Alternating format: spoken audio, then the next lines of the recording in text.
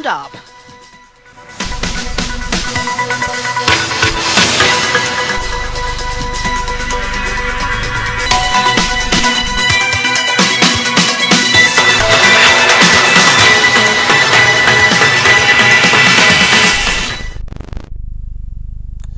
तो बढ़ते आगे, सुप्रीम कोर्ट ने यह तय करने के लिए नए दिशा निर्देश प्रकाशित किए हैं कि शीर्ष अदालत में वकीलों को वरिष्ठ अधिवक्ता के रूप में कैसे नियुक्त किया जाएगा।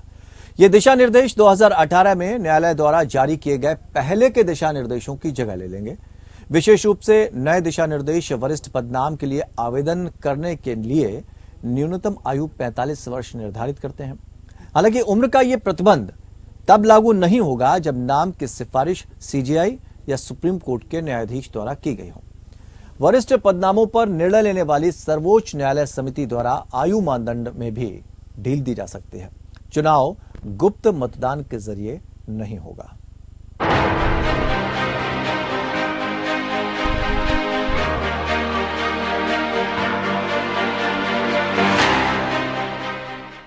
सुप्रीम कोर्ट ने सीनियर एडवोकेट पदनाम के लिए नए दिशा निर्देश जारी किए हैं, जिसमें सीनियर पदनाम के मानदंडों को संशोधित किया गया है।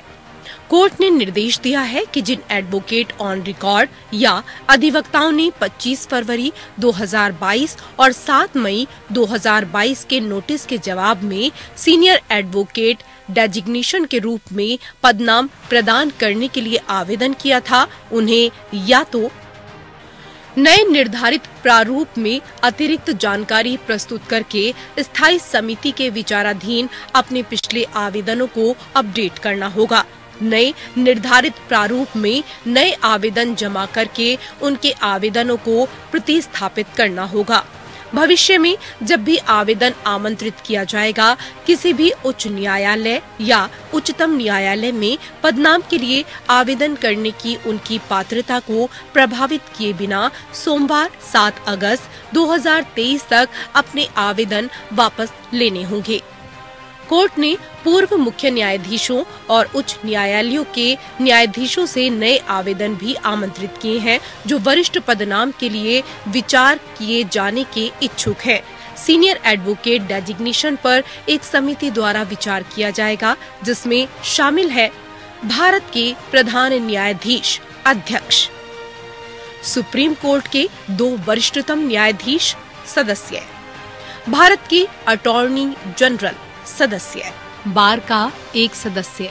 समिति द्वारा चुने गए नामों को पूर्ण न्यायालय के समक्ष रखा जाएगा। किसी असाधारण स्थिति को छोड़कर कारण दर्ज किए जाने पर गुप्त मतदान द्वारा कोई मतदान नहीं होगा। इंदिरा जयसिंह के फैसले में कोर्ट ने आदेश दिया था कि गुप्त मतदान अपवाद होना चाहिए। आवेदन करने के लिए कौन पात्र है?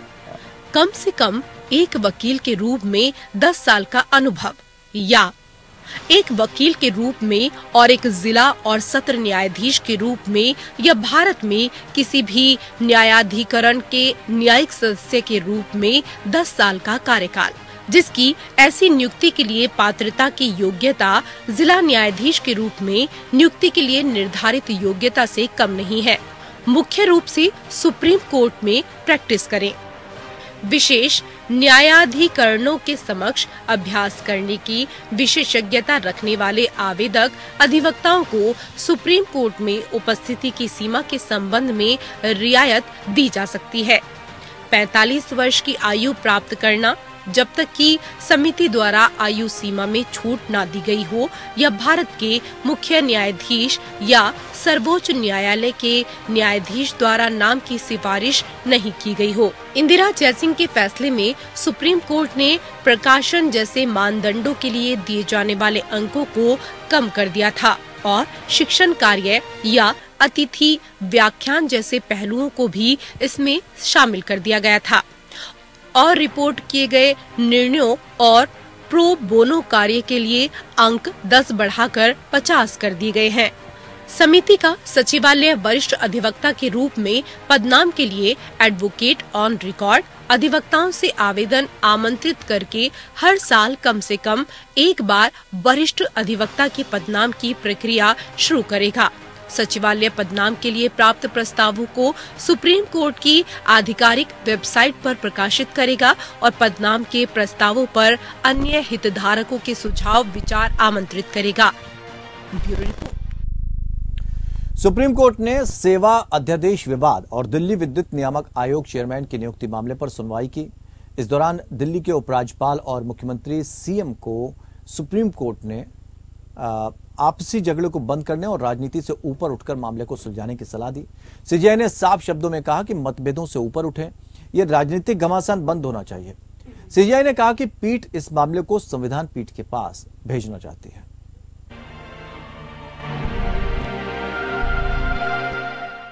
दिल्ली विद्युत नियामक आयोग या डीईआरसी के अध्यक्ष पद पर जस्टिस उमेश कुमार की नियुक्ति को चुनौती देने वाली दिल्ली सरकार की याचिका पर सुप्रीम कोर्ट में सुनवाई हुई और इस मामले में मुख्य न्यायाधीश justice DY Chandrachud, justice PS Narasimha और जस्टिस मनोज मिश्रा की बेंच ने सुनवाई की। सीजेआई ने साफ शब्दों में कहा कि मतभेदों से ऊपर उठें, ये राजनीतिक घमासान बंद होना चाहिए। सीजेआई ने सुनवाई के दौरान कहा कि राजनीति के ऊपर उठकर दोनों पदाधिकारी बैठकर मतभेद क्यों नहीं सुलझा लेते। संवैधानिक पदाधिकारियों को इसका समाधान निकालना चाहिए। सुप्रीम कोर्ट ने दिल्ली के उपराज्यपाल विनय कुमार सक्सेना और मुख्यमंत्री अरविंद केजरीवाल को डीईआरसी के अध्यक्ष के नाम पर फैसला करने का सुझाव दिया। डीईआरसी चेयरमैन की नियुक्ति मामले पर सुप्रीम कोर्ट ने सुझाव दिया कि सीएम और उपराज्यपाल साथ बैठकर नियुक्ति पर फैसला करें। सीजेआई ने कहा कि सीएम और एलजी दोनों साथ बैठें और डीईआरसी चेयरमैन के लिए 3 नाम सुझाएं। सीजेआई ने कहा कि पीठ इस मामले को संविधान पीठ के पास भेजना चाहती है। संविधान पीठ ये विचार करेगी कि क्या संविधान के अनुच्छेद 41 में इस तरह से संशोधन किया जा सकता है। सॉलिसिटर जनरल ने अध्यादेश जारी करने के मामले की संविधान पीठ को भेजने के सुझाव पर आपत्ति जताते हुए कहा कि संसद को संघ, राज्य और समवर्ती सूची के तहत सभी विषयों के लिए कानून बनाने की शक्ति है। अध्यादेश का बचाव करते हुए केंद्र ने सुप्रीम कोर्ट में कहा कि दिल्ली के मंत्री अधिकारियों से जुड़े आदेश सोशल मीडिया पर डाल रहे थे। अफसरों को राजनीतिक निशाना बनाया जा रहा था। दिल्ली सरकार के कहने पर विजिलेंस के दफ्तर को आधी रात को खोला गया, दस्तावेजों की फोटोकॉपी की गई। ऐसे में जल्द से जल्द दखल देना जरूरी था। हालांकि कोर्ट ने 20 जुलाई को मामले की सुनवाई तय करते हुए कहा कि पहले हम इस मामले पर सुनवाई कर ये तय करेंगे कि इस अध्यादेश के मामले को संविधान पीठ को भेजा जाए या नहीं। सुप्रीम कोर्ट ने कहा कि हम इसमें कदम नहीं रखना चाहते, हम चाहते हैं कि आप बैठें और ये काम करें। हम डीईआरसी की नियुक्ति को लेकर ज्यादा चिंतित नहीं हैं। वो तभी हो जाएगी जब दोनों संवैधानिक पदाधिकारी के रूप में एक साथ बैठेंगे। ये सुप्रीम कोर्ट का संदेश है। हम उम्मीद करते हैं कि वो किसी सर्वसम्मत समाधान पर पहुंचेंगे। अब इस मामले में सुप्रीम कोर्ट में गुरुवार को सुनवाई होगी। दिल्ली की आम आदमी पार्टी की सरकार ने नौकरशाहों पर नियंत्रण से संबंधित राष्ट्रीय राजधानी क्षेत्र दिल्ली सरकार अध्यादेश 2023 की संवैधानिक वैधता को चुनौती देते हुए ये याचिका लगाई है। याचिका में दिल्ली सरकार की सहमति के बिना डीईआरसी अध्यक्ष की नियुक्ति के एलजी के फैसले को भी चुनौती दी गई है। Bureau report, APN news. Assam में चल रही परिसीमन प्रक्रिया को लेकर 10 विपक्षी नेता सुप्रीम कोर्ट पहुंचे। असम में चल रही परिसीमन प्रक्रिया को लेकर दाखिल की गई याचिका में चुनाव आयोग द्वारा अपनाई गई कार्यप्रणाली को चुनौती दी गई है। इसके अलावा 20 जून के अधिसूचित किए गए उनके प्रस्तावों को भी चुनौती दी गई है। इसमें असम में 126 विधानसभा और 14 लोकसभा निर्वाचन क्षेत्रों की सीमा को फिर से समायोजित करने के लिए प्रस्ताव किया गया है।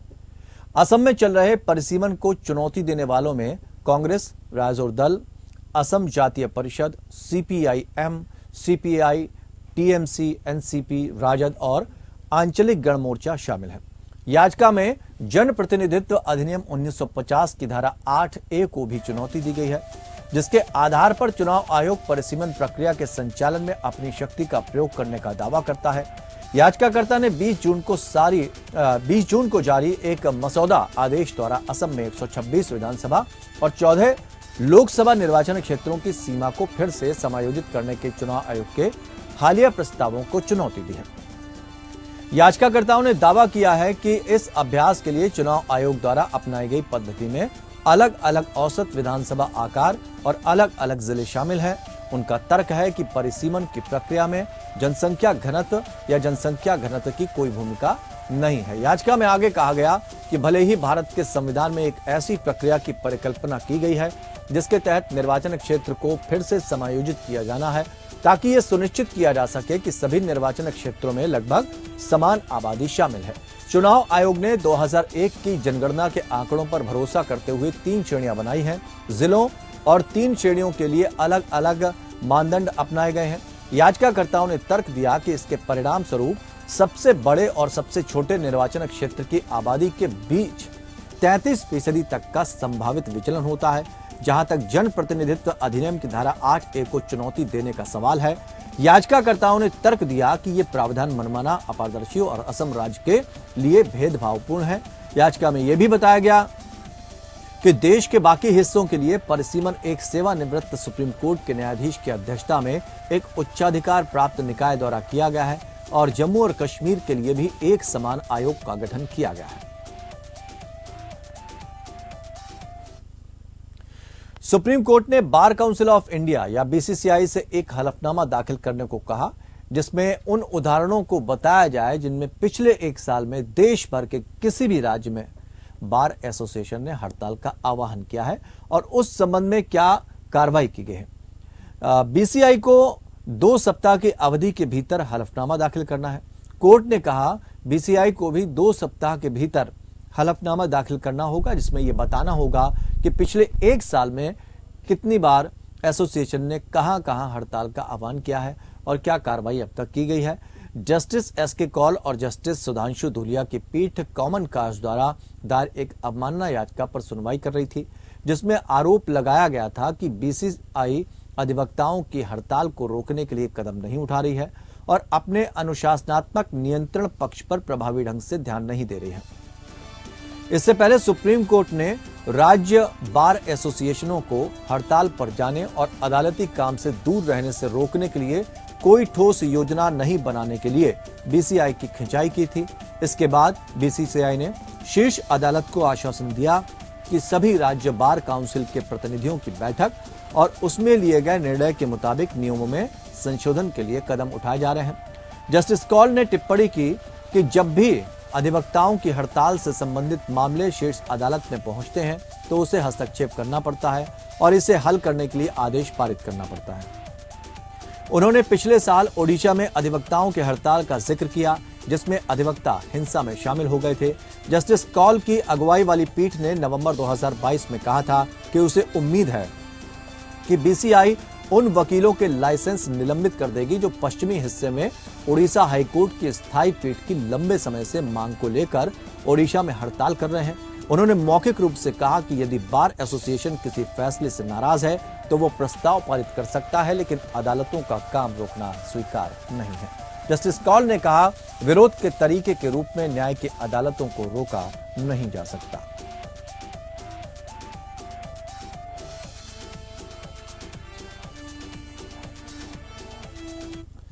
फिलहाल वक्त एक छोटे से ब्रेक का है, जल्द लौटते हैं। India Legal presents Courts Roundup.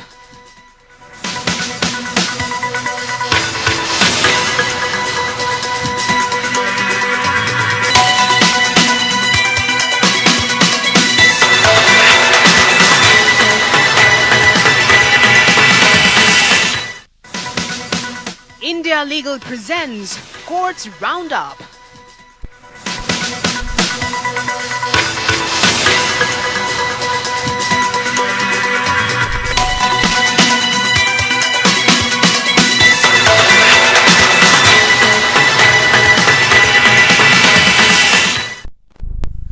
Break के बाद कोर्ट राउंडअप में एक बार फिर आपका स्वागत है। बढ़ते हैं आगे।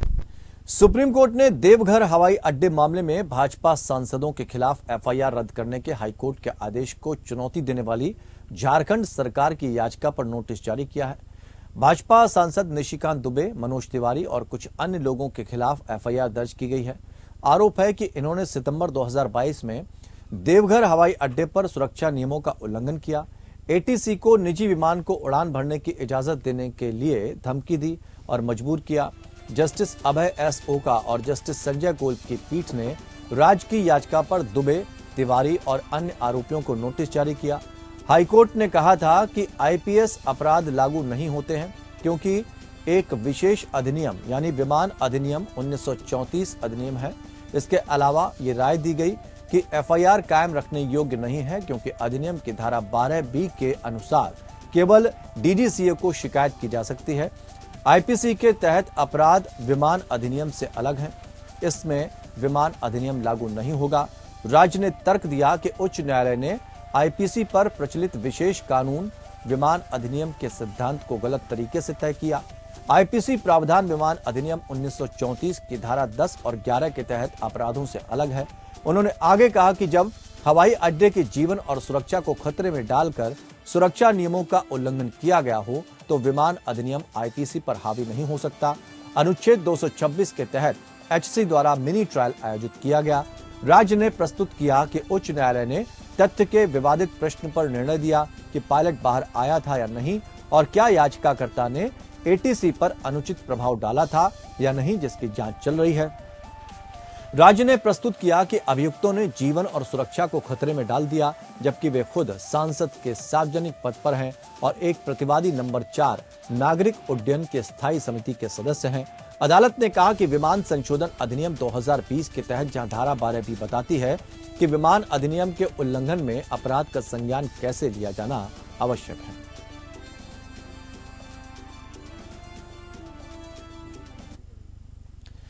Supreme court Bilkis Bano gangrape मामले में सभी 11 दोषियों की रिहाई के खिलाफ दाखिल याचिकाओं पर सुनवाई शुरू करेगा।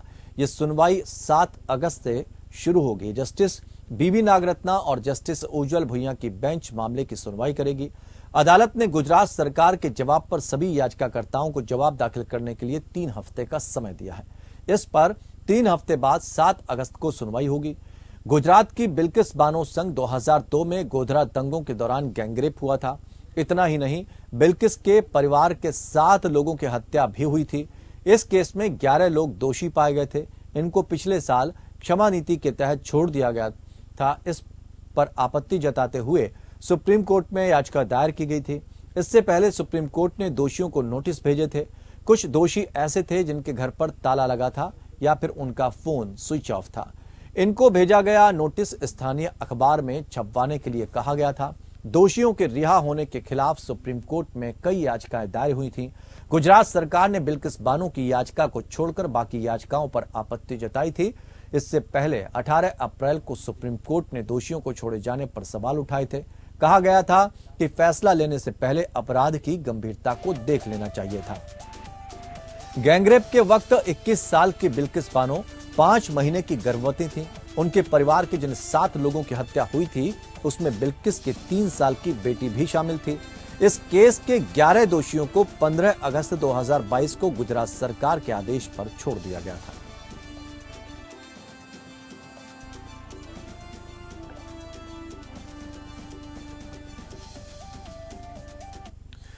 सुप्रीम कोर्ट के वरिष्ठ अधिवक्ता पदनाम के दिशा निर्देश पर हम आपको रिपोर्ट तो दिखा चुके हैं।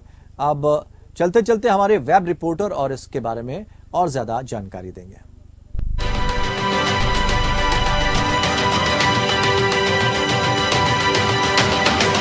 एडवोकेट्स एक्ट 1961 के अनुसार एडवोकेट 2 प्रकार के होते हैं, senior advocate and other advocates. हाल ही में सुप्रीम कोर्ट ने सीनियर एडवोकेट की डेजिग्नेशन के लिए कुछ नए गाइडलाइंस इशू किए हैं by following its decision in Indira Jaising versus supreme court of India case. और इन नई गाइडलाइंस के तहत एलिजिबिलिटी क्राइटेरिया कुछ इस प्रकार है। एक एडवोकेट के रूप में मिनिमम 10 इयर्स का एक्सपीरियंस। दूसरा, कैंडिडेट की प्रैक्टिस मेनली सुप्रीम कोर्ट में होनी चाहिए। तीसरा, कैंडिडेट कम से कम 45 इयर्स का होना चाहिए। इसके अलावा इन गाइडलाइंस में कुछ पॉइंट बेस्ड सिस्टम भी लाया गया है जो कि एक कैंडिडेट एडवोकेट की इवैल्यूएशन में गाइड करेगा। Number of year of practice as an advocate, कि अगर किसी कैंडिडेट को प्रैक्टिस करते हुए 10 साल हो गए हैं तो 10 points. Judgment reported and unreported pro bono work को मिलाकर 50 पॉइंट्स। एकेडमिक आर्टिकल्स की पब्लिशिंग या लॉ स्कूल में दिए गए गेस्ट लेक्चरर को मिलाकर 5 पॉइंट्स। और फाइनली पर्सनालिटी टेस्ट 25 पॉइंट्स।